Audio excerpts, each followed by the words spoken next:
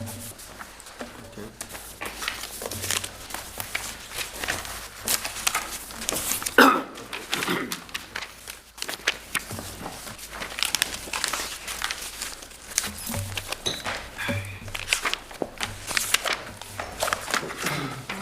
will thank the committee for having me here this morning, and wish you all a happy new year as well. What I would propose to do, would do a brief recap of the purpose of the bill, then talk about the outcome of the consultation, because the last time I was in front of you, the consultation period was open, and then mention the changes that were made to the actual proposal based on the outcome of the consultation. And then also mention a couple of potential amendments that I'm thinking of to the bill as currently drafted. And this has been based on further discussion that I've had since the consultation period closed with a number of people, the residents, the Attorney General, etc. So if that's okay, that's how I'd propose to go ahead. So obviously the legislation regulating the sale and consumption of alcohol in Northern Ireland is contained in the 1996 licensing order, and arrangements have changed very little since then, despite Northern Ireland being a very different place some 20 years on. We now have a proud record of hosting some world-class events, but I do believe that we could be prevented from maximising some of those opportunities due to our current licensing legislation around our stadium. The executive, the Northern Ireland executive, certainly believe that they were important facilities to invest in, have invested over £110 million in them, and therefore the current arrangements really need to be looked at to ensure that they can realise their full potential. But I do feel very strongly that licensing law needs to balance the need to protect public health at the same time as being able to operate business. And I think this was struck in 2004, this balance was struck when the indoor arenas bill came through. And as I'd said before, this bill originally came very much to mirror that type of legislation. I've given members a copy of a sort of brief bit of the consultation report. So this is part 2, consultation responses. So it's just to give you a little bit of background around the consultation. The way I had drafted my consultation, I had almost done like an economic appraisal of different options and then actually proposed what I felt would be the best way forward, and that's really then what I consulted on. It was the option 4, so I was testing local opinion on creating a new category of licence for outdoor stadia that would be deemed to be of regional or national importance, and also about the relaxation of restrictions on the presence of young people in the licensed areas after 9 o'clock in order to put the outdoor stadia on the same operational footing as an indoor arena. So that was all set out very clearly in the consultation document, and then people were asked very simply, did they agree with the proposal to extend licensing law for stadia, whether or not they agreed that courts should be able to attach conditions to any such licence, and whether or not outdoor stadia should have the opportunity, the same as other premises, to seek an order for additional permitted hours. The consultation period originally ran from the 2nd of October to the 31st of October. It was then extended further to the 9th of November because I'd been a little bit later delivering some letters through to family illness. So it was really to allow for that to happen. But any residents I'd spoken to, very much it was, sent me information at any point, even if the consultation is supposedly is formally closed, and I have continued to engage with people on that basis. I had targeted specific people as well. I had targeted bodies that had responded to previous liquor licensing consultation by the department. I had tweeted out regularly. The Belfast Telegraph had covered it, so it was well publicised. Despite what some people might think, it was well publicised. There were a total of 276 responses received at the time of closing. And I have, as I say, received additional responses, and I'm listening to those still and discussing those to see whether any further changes need to be made. And you'll see there's a map there that gives you an idea about where the stakeholders had responded from. So it's a fairly good range right across Northern Ireland. So certainly something that seems to be of the public interest, and I imagine was publicised well enough if people quite far away from the stadia were able to comment on it. Based on the consultation, the main thing that came back from those who were opposed to it was around the additional hours. One of the proposals was that a stadium could apply to have a permanent licence to 1 o'clock. And that was quite clear from the consultation that people weren't really for that. I guess the stadia are in more residential areas than the indoor arena might be. So before even drafting the bill, I removed that. That would have been Article 44, so I had removed that from the bill as drafted. So even then, if you go back to the consultation responses that I had, you know, I think there were 4, 5, 6 of them. And their specific point was they didn't want that in. That's why they were against it. But now that that's been removed, you know, I imagine if you went back to them then that they would be happy enough with that. So the bill then, as drafted, that was the main change that was made. And obviously we have debated the principles of the bill through a second stage. There are a few other potential amendments that I may make, and if you have a copy of the bill in front of you, I would draw your attention to them. In clause 2 of the bill, we talk about the definition of an outdoor stadium. And one of the responses that, well, a number of the responses that had come back, but one of them from the PSNI, who were supportive of the bill, was supportive of having a specific licence for stadia. They had raised the issue around the definition of the stadia with me. I'd already been thinking, because people had raised it at committee as well, whether or not that should be changed slightly. So my intention now would be to actually put the names of the 3 major stadia on the face of the bill. So as it's currently drafted, we have any outdoor stadia that have been designated as a regional or national stadium in regulation subject to negative resolution by the department, or stadium which are structurally adapted, etc., if you go through that 2CB. My proposal would be to remove that aspect of it, to name the 3 stadia, but in order to future-proof the bill, to also still allow for the department to add on other stadia in the future. But that should clarify any of the comments that may have been made just around that. So that would be one of my proposals. The other issue then is in relation to Article 4, or Clause 4 of the bill, and it talks about the attachment of conditions to licences.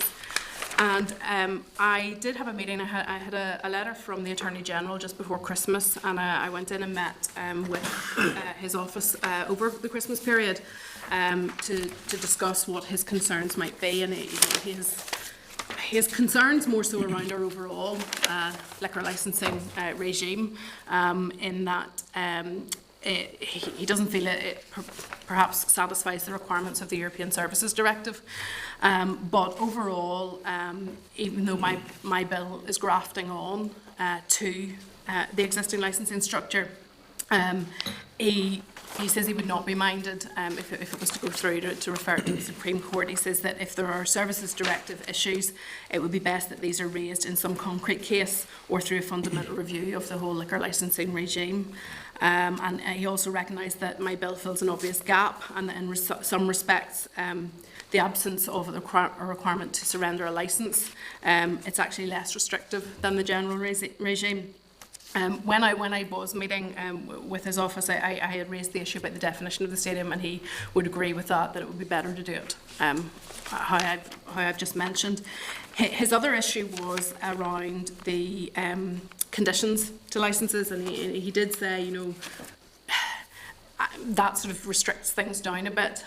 But I feel that, you know, trying to strike that balance between sort of public policy issues around health and protections around young people, I do think that it is important to allow that to remain in place. I may make slight amendments. I know Mr Allister during stage 2 of the bill had asked, would I not put certain things on the face of the bill, and the 2 items that I was looking at for that would have been around number 1, events that are geared primarily to under 18s, that in the case of an outdoor arena licence, that any sporting events that are geared to under 18s, that the licence would not be operational, and I have started to look at how exactly that might fit in there in clause 4. And my other one, I've now forgotten.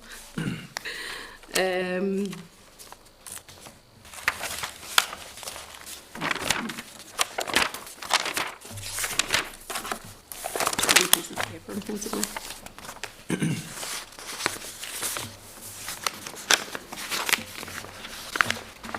I'll come back to my other one in a second because I can't remember what it is.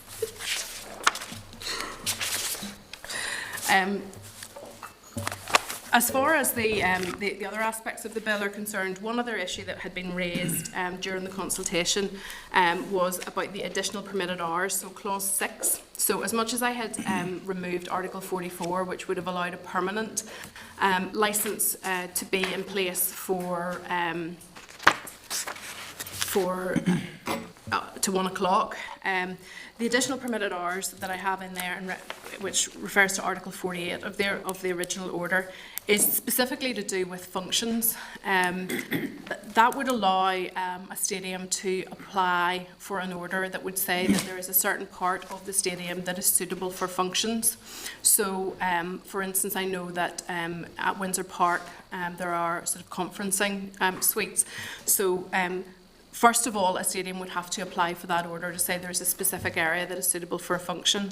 And then, after that, they could apply up to 6 times a year for a licence in that area of a function.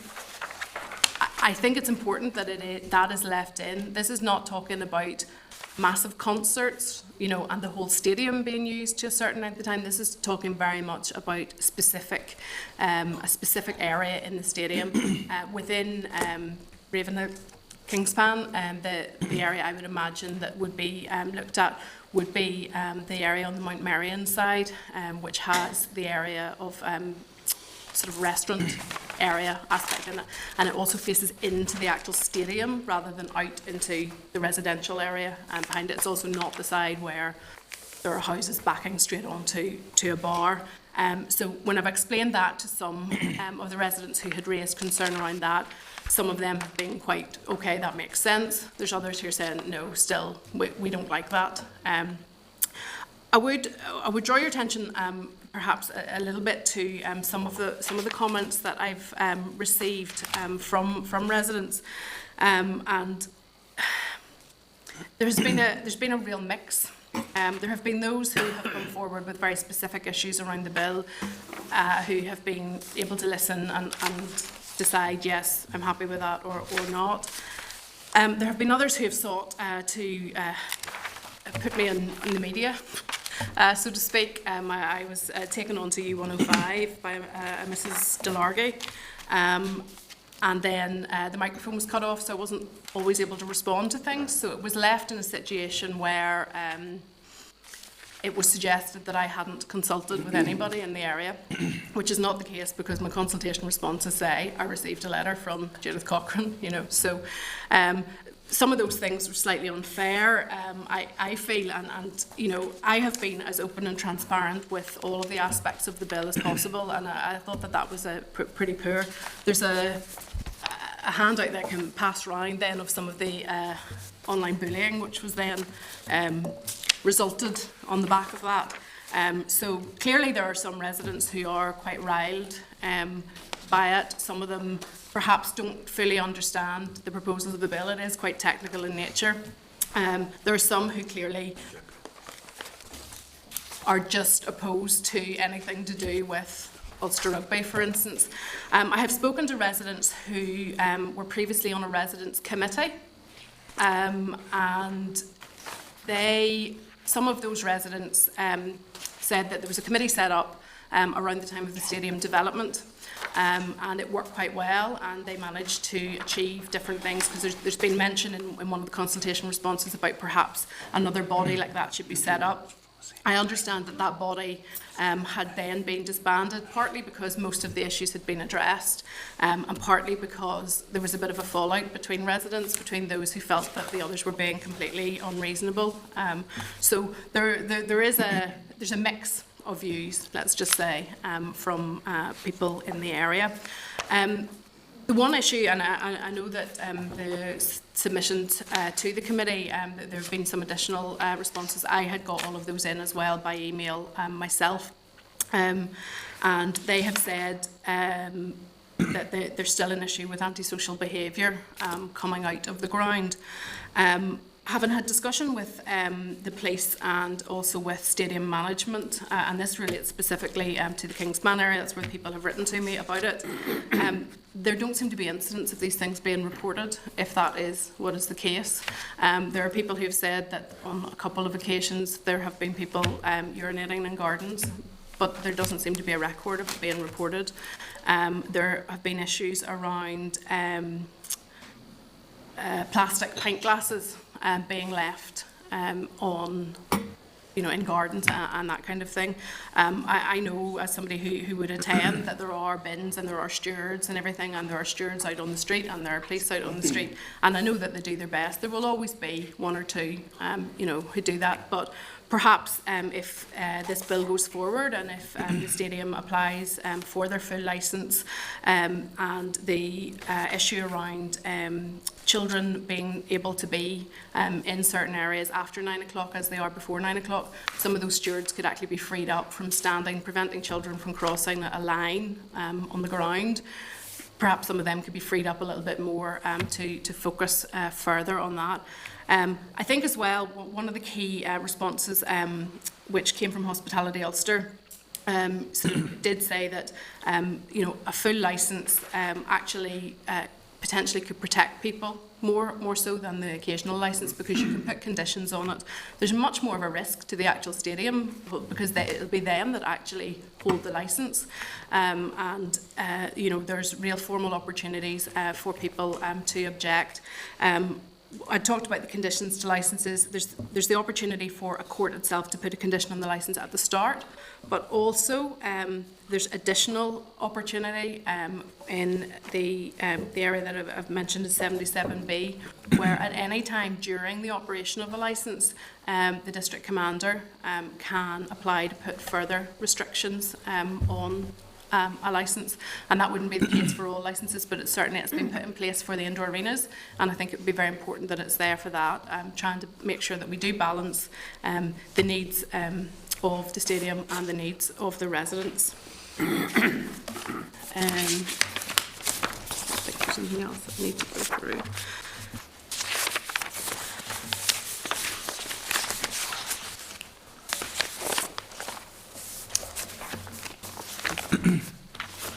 Probably at this point I'm happy to take questions. Okay, Judith, thanks very much for that.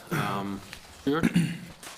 Yeah, Chair, thank you, and thank you to Mrs Cochrane for the work that she has put into preparation of a private member's piece of legislation, which is an extremely difficult and torturous course, as has been very evident by the work that she's put into all of this.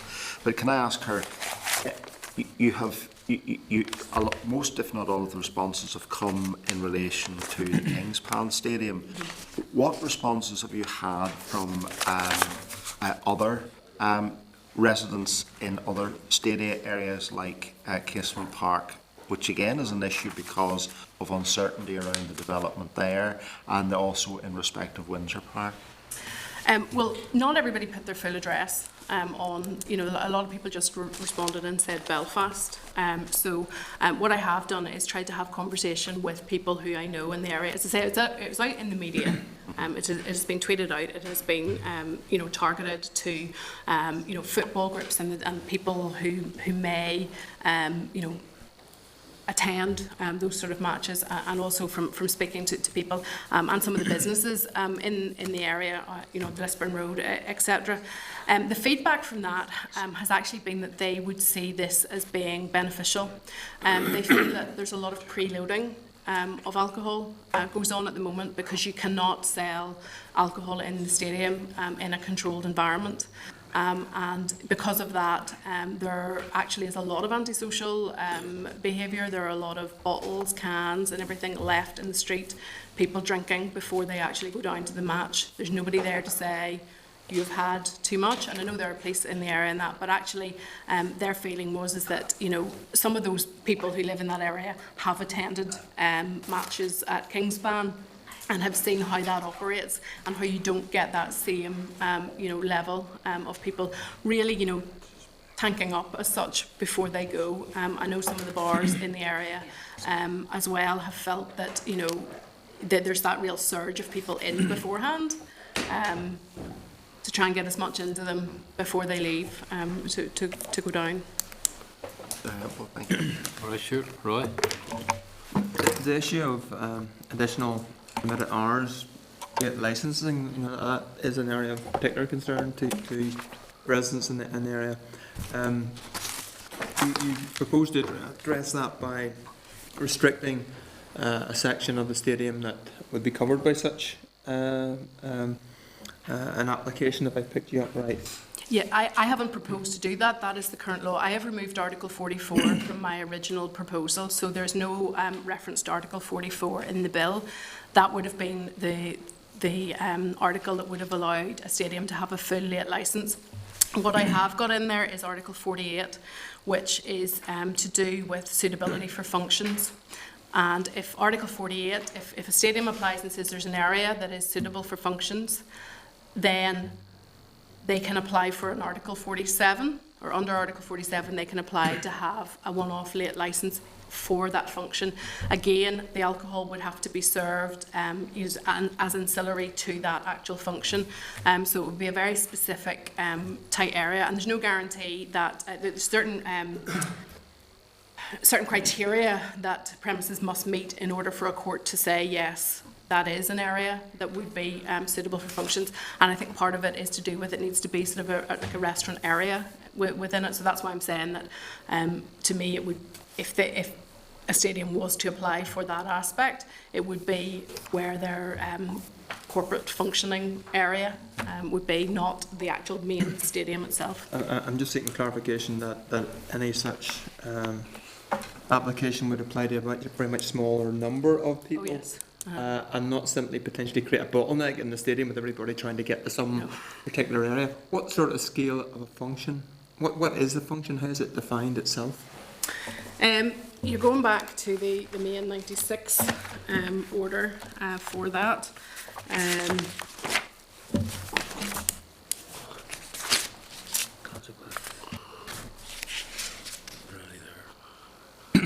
I'm just trying to seek clarification as to what protection that the scale of a function does not become very, very large and becomes a major problem late at night to residents, particularly in a residential area. I mean, within this, it doesn't actually give a specific item of the number of people, but obviously any of those areas are designed for a number of people. So that would be, you know, I mean, I'm not sure how many the function area in Windsor Park or the function area in the proposed Casement Park will hold. If it holds 200, then it would be deemed an event for 200. If it holds 100, it would be deemed an event for 100. But it is in Article 47 of the original order. It talks about it and about the functions that can be applied. But the sale of alcohol must be ancillary to the actual function, so therefore it can only apply to those people in that specific area. Okay, thank you. Okay, right, thank you. Well, I remember indicating there to speak. So could I, a couple of things, Judith, just on that last issue there, which you were engaging with Roy on there in terms of this Article 48 provision, the enabling of a portion of the premise to be used for functions, that's consequential in your bill, or is that provided for already? Because I can see where residents would take exception, perhaps if they think that your bill could lead on to something else. At the moment, whenever they can apply for an occasional licence for anything, it wouldn't allow additional permitted hours at this point. So yes, that would be something that is slightly additional, but it is very specific that the stadium can only apply for it, the licence holder can only apply for it a maximum of 6 times in the year, and it can only be in that function area. Okay. Could I ask you then further, because the committee dealt with this, as you know, potential amendments to the bill just to deal with other matters. One was the issue of teenage alcohol-free discos on certain premises, and which has raised its head recently, and then the issue of Jumbo track, because the committee had agreed in principle to support the Jumbo quest to have their matter settled, and in fact the department also indicated they'd be very sympathetic to an amendment coming forward. Have you been able to give any further consideration to incorporating either of those two issues in this bill? Sorry, the Jumbo issue and the underage discos? Okay. The teenage discos, the alcohol-free discos. I had a conversation with the attorney about the underage discos, and it does seem that could be done. It would require me to amend the long title of the bill, because at the moment the long title of my bill is very specific and only relates to make provision for the granting of licences to authorise the sale of intoxicating liquor at outdoor stadia. Now, granted, within my bill there is already information in there about relaxing the 9 o'clock rule in the stadia. So it may be appropriate, and I need to seek further advice on this, but certainly the Attorney General has said you would need to amend the title of the bill, which I appreciate. But it may be that I can, because that's already in my bill, say, and deal with under 18 aspect or whatever it is, and I've already got information as to where exactly I would put that line in to allow that to happen. So that does seem to be something that, if it was allowed, that I can amend the title of my bill to include mention of children, that could be done. The Jumbo issue is perhaps a little bit more difficult because it would require a much greater widening of the scope of the bill to allow that to happen. I've said I have no objection to it. I have heard the arguments for it, but it's not something that I have really looked into at this point. It was something that was raised in consultation as well. Some of the people who were supportive did say, your bill is grand, it doesn't go far enough, it should be doing X, Y and Z as well, and I did get quite a substantial response about Jumbo. In the same way, I did have responses around the issue of children at the underage discos when the bar is closed, but also about children at events such as weddings, where even when a children's certificate is in place, that they're not allowed to be there after 9 o'clock. And again, that is something that, and I need to discuss that more with members. I know that had been looked at and consulted on. It could be done quite easily, I think. If you look at specific premises, you could say that the exemption that I am proposing, which is already in place for indoor arenas, and I'm proposing for outdoor stadia, that it could also be proposed perhaps for a hotel, or specifically in relation to those type of functions. It's not something I've drafted as yet, but it's not the purpose of my bill, but if it would be appropriate, or if the committee even wanted to look at doing that and bringing it forward, I would have no problem with it. The other aspect that, sorry, if I might go back, forgotten earlier about my other amendment that I was proposing potentially to make under the conditions section. So I'd said the bit about during any sporting event that's geared towards the under 18s that the licence would not be operational. I have also considered putting on the face of the bill one of the conditions that the court must apply would be that at all sporting events an area of the stadium must be designated as an alcohol-free zone. And again, that would offer some degree of protection to those who do not want to have their children in an environment where there is alcohol in place. I know at the moment Kingspan Stadium do have a family stand, and they do allow for that. The reason why I haven't quite got it drafted yet is because if I draft it in such a way that says this very specific area of the stadium every single time must be there, then that could cause problems. For instance, when a large semi-final match was put in place, and they normally separate fans, so the fan zones, so all of a sudden you could be in a situation where you would say, well, you know, the Saracens fans aren't allowed to buy alcohol, but the others are. So my drafting would be around, you know, a proportion of the stadium or an area of it, rather than you must mark that out at the time. It would need to be very clear before match tickets are sold which areas that is, and that wouldn't be a problem to do, but that's just the other amendment that I'm thinking of putting on the face of the bill. The attorney has said perhaps leave those and let those come in at a later date, but I know that there's some people who feel quite strongly that maybe they should be up front. Okay. It's just thanks for the presentation, Judith, and congratulations for the work that you've done. And I know that you put a lot of time and effort and work into this, but I was unsure. I know that you spoke about the Attorney General saying that the long title could be changed in relation to the underage discos, but I wasn't sure why you were saying that you would be willing to change it to allow that to happen. I would be willing to change it, but you know, at the end of the day, anybody can bring an amendment to my bill anyway. But I would be willing to change that. The Attorney General has said you would need to change the title. I know that there needs to be a bit more legal advice and conversation taken just around procedures here, whether or not that would be the norm. Because if anybody was able to always amend and change the title of a bill later on, you could change it to be completely different legislation, essentially. So, but to me, it seems at the outset that it should be a very small amendment that makes sense, and that I think that there seems to be support to try and sort that issue out. And I have no problem bringing it forward to do that.